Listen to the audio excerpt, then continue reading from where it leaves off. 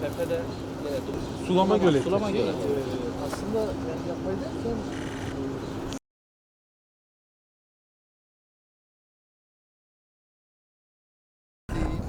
Şimdi gelen her misafirimizi şehrin içinde böyle bir mekanda gelen misafir Malatya'yı, şimdi Kule'de ben geçen sene gittim de arkadaşlar. Ulaştırma Bakanlığı Kule AŞ Genel Müdürü İbrahim Erdoğan abimiz Malatya'mızın misafiri.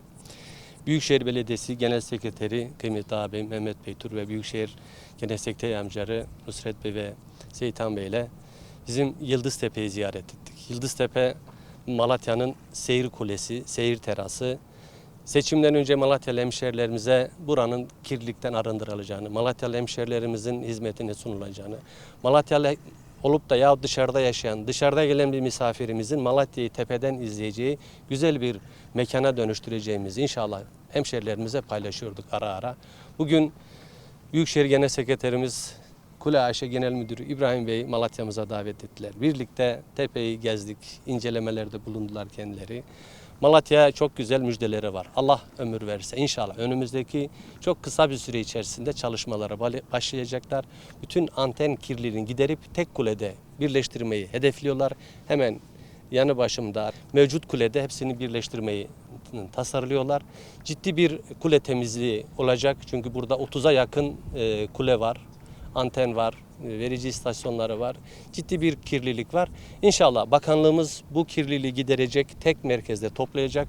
Hemen akabinde de bizim şehre sözümüz var. Bölge bir rekreasyon alanı, bir seyir terası olarak inşallah Malatyalarımızın hizmetine sunulacak. Bugün değerli genel müdürüm ilk adımı attı.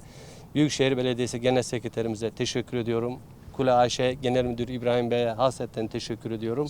Malatyalılarımıza bu müjdeyi paylaşmış olduk. Malatya gibi büyük şehirlerimizin tamamıyla ilgili fizibilite çalışması yapmış idik. Bizim asli görevimiz bu. Yani bütün şehirlerimizi bu anten kirliliğinden ve referans ve frekans kirliliğinden kurtarmak için bir çalışma yapmak. Malatya'da hazır böyle nefis, bütün şehrin her bölgesini tepeden görebilen mükemmel bir yer var. Ve burada da onlarca antenle bu tepe kapatılmış.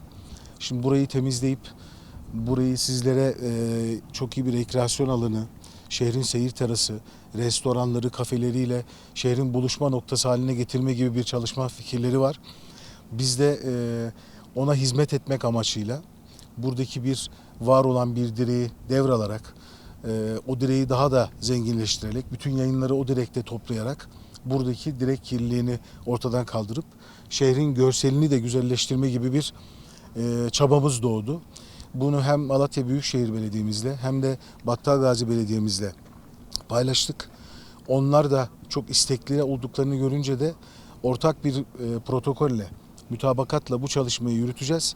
Dediği gibi Sayın Başkanımın çok kısa bir süre içinde bu çalışmayı başlatacağız. Sonrasında da bu tepeyi inşallah bu görüntü kirliliğinden temizlemiş olacağız. Ondan sonrasında size şehre güzel bir mekan kazandırmak kalıyor. İnşallah. İnşallah gelip o güzel mekanda çay içmek, bu şehri seyretmek, Nasip eder. bu şehre nasıl bir katkı sağladığımızı görmek de bizi mutlu edecek olan bir gelişme olur.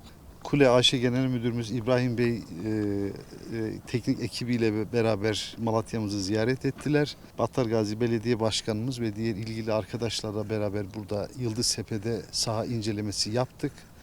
Burada bir proje süreci yaşanacak. Bunun ilk fazı olarak buradaki antenlerin tek merkezde toplanması gibi bir adım atmayı planlıyoruz. Bu aslen bir çevre projesi anlamına geliyor. Görüntü kirliliği ile birlikte radyasyonun da daha aza indirilmesi, burada tek tek çok sayıda antende kullanılan enerji tüketiminin konsolide edilerek daha az bir enerjiyle bu hizmetlerin sağlanması, artı hizmet alan buradaki yayıncıların daha merkezi bir şekilde bir işletme üzerinden hizmet almaları, daha kolay ve daha belki daha az maliyetle hizmet almalarının da önünü açmış olacağız. Akabinde burada bir rekreasyon projesi eskiden beri Malatya'da konuşulan bir proje.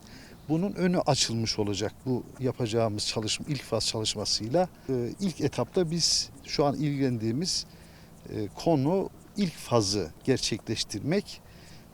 İkinci faz hususunda da Battalgazi Belediye'mizin eskiden beri Malatya'da çokça konuşulan değişik projeler var. Bunu da zaman içerisinde yine ilgili kurumların desteğini alarak yapmayı planlıyoruz.